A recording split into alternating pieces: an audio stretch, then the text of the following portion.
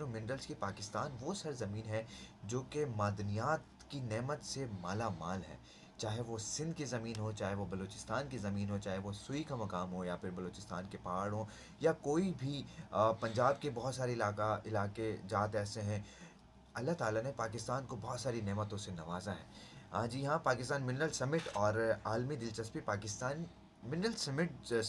جو ہے وہ 2023 کو بین الاقوامی اور ملکی میڈیا میں جو ہے اس کو بھرپور کوریج میں ملی تھی 2023 والی سمٹ کو. اور حکومتی عزم اور سرمایہ کاروں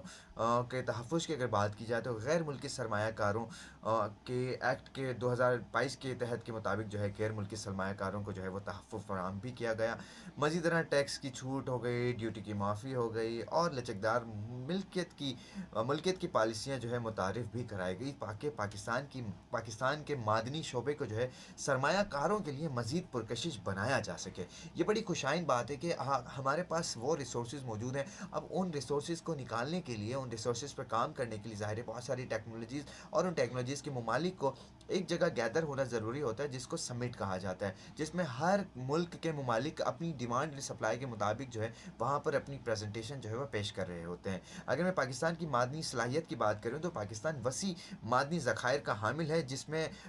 ڈفرینٹ قسم کے مطلب پوریسفری کاپر ہو گئے، سونے کے ذخائر ہو گئے، تانبے کے ذخائر ہو گئے، اور نایاب زمینی عناصر شامل ہیں جو سرمایہ کاری دوست پالیسیوں، قانونی مراعات اور بنیادی ڈھانچے کی ترقی سے ایک عالمی معدنی مرکز بننے کی صلاحیت رکھتا ہے. جی ہاں، جیسا کہ میں نے ابھی بتایا کہ بہت سارے مقامات ایسے ہیں کہ جہاں پر جو ہے وہ سونا بھی نکلتا ہے، جہاں پر جو ہے وہ کچھ مقامات ایسے ہیں جہاں پر سم سارٹ آف ڈائمنڈس بھی ہیں، جہاں پر تانبا بھی ہے، دھات بھی ہے، براس بھی ہے، برونز بھی ہے، ایلومینیم بھی ہے. تو یہ ساری بہت ساری دھات جو ہیں وہ ہمارے پاکستان میں نعمتوں سے اللہ تعالیٰ نے ہمیں جو ہے نوازا ہے. حکومتی عزم اور مواقع کی اگر بات کی جائے تو ایک سازگار قانونی اور مالیاتی فریم ورک سرمایہ کاروں کا زیادہ منافع جو ہے وہ فراہم کر رہا ہے، جس سے کان کنی ایک ترقیاتی صنعت میں تبدیل ہو رہی ہے. جی ہاں، جس کو ہم مائننگ بھی کہتے ہیں، کہ وہ اب ایک انڈسٹریل ریولیوشن کے اندر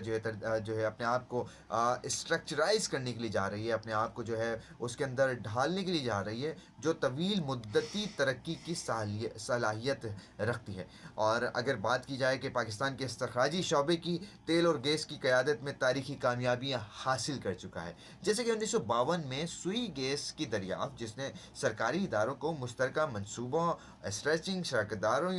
کے ذریعے مقامی اور بین الاقوامی سطح پر پھیلنے کے قابل بنایا. یعنی اگر ہم بات کریں صرف سوئی کے مقام کی، جو کہ 1952 میں دریافت ہوا تھا، اور آج 2025 میں ہم سوئی سے نکلی ہوئی گیس اپنے گھروں میں استعمال کر رہے ہیں، تو یہ ایک بہت بڑی ہمارے لیے نعمت ہے، اور ہمیں اس کی قدر کرنی چاہیے. اگر ہمارے ملک میں یہ نعمت نہیں ہوتی تو ہمیں دوسرے ممالک سے آبویسلی آپ کو خریدنی پڑتی، اور وہ مہنگے داموں میں ملتی، اور پھر ہم ظاہر ہے مہنگے داموں پہ آگے جو ہے حکومت بھی فروغ کر رہی ہوتی. اور معدنی مہارت میں اگر اضافے کی بات کی جائے،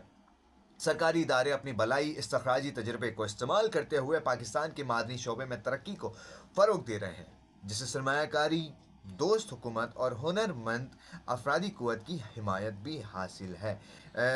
مائننگ ہو گئی، آرٹ تجارتی طور پر قابل عمل کانکنی کے امکانات جو ہے وہ فراہم کر رہا ہوتا ہے. تو اوبیسلی یہ بیلٹ بنائے. اب جس طریقے سے چائنا نے اپنی ایک بہت اچھی انویسٹمنٹ کی، جس کو سی پیک کہا جاتا ہے، اب اس سے بھی پاکستان کے راستے جو ہیں وہ ہموار ہوں گے، اور بہترین ارضیاتی ذخائر، سرمایہ کاری دوست پالیسیاں اور مضبوط مارکیٹ پیئرس کے ساتھ معدنی شعبہ پاکستان کی معیشت کو تبدیل کرنے جا رہا ہے، جو سرمایہ کاروں کے لیے ایک مثالی وقت ہے. اس سے اسٹاک ایکسچینج کے اندر بھی بہت مثبت جو ہے وہ تبدیلیاں رونما ہوتی ہیں. جب آپ کے ملک میں ذخائر نکلتے ہیں اور آپ کسی ممالک کو فروغ کرتے ہیں، تو اس سے آپ کا جی ڈی پی کا گروتھ جو ہے وہ بھی اوپر جا رہا ہوتا ہے. اور اگر میں بات کروں کہ پاکستان میں 7,000 میٹرک ٹن سے زائد copper, sir it's a huge amount کے، اور 50 ملین اونس سونا اور چاندی کے ذخائر،